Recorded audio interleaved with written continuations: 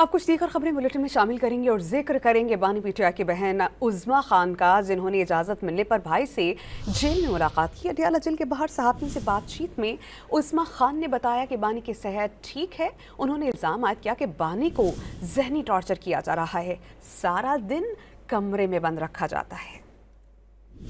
साहब की सेहत कैसी है, वो कैसे लगे आपको, क्या बात की?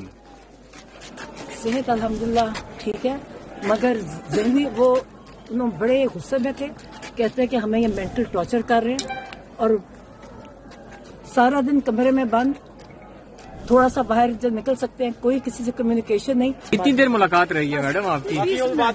डिटेल में बात। अच्छा, सेहत उनकी ठीक है।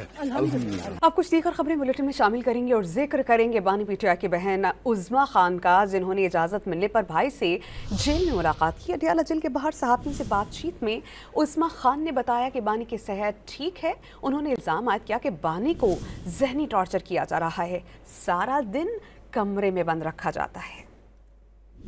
साहब की सेहत कैसी है, वो कैसे लगे आपको, क्या बात की?